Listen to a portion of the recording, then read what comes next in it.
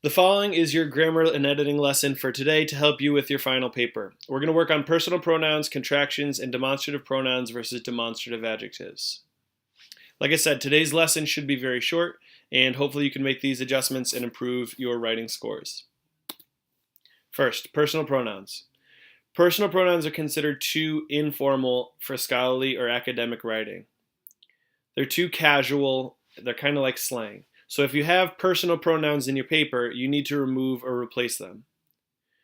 Some sentences might be a very easy fix, but other sentences might require you to reread and rewrite the sentence to exclude it from your paper.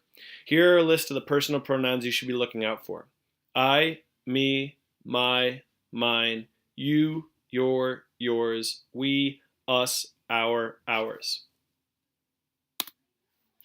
Very similar are contractions. Contractions are a method to combine and shorten two words, which are also considered inappropriate for scholarly or academic writing. If you have contractions in your paper, once again, you need to replace them by breaking them apart into their separate words. This should be an easier fix, but there is one thing that we need to be careful about. Let's look at it. You need to be careful and remember that not all words with apostrophes are contractions.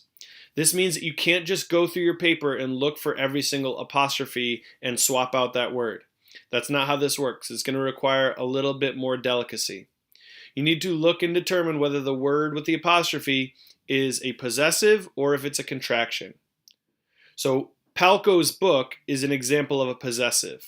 The book belongs to Palco. This is not a shortening of two words. There's only one word there. We're just showing ownership. Don't is an example of a contraction. It is a shortening of do not. If you have something like that, you need to break it apart into its separate words. This is considered more formal, and it should help you boost your writing scores in the grammar and voice category of the rubric. Lastly, demonstrative pronouns versus demonstrative adjectives. This is a very complex title. It's a technical term. You don't really need to worry about that. All you need to really focus on is the steps to improve it. You need to scan your paper and search for the words this, that, these, or those. Once you've found these examples, you need to look for the word immediately after. It should be a noun.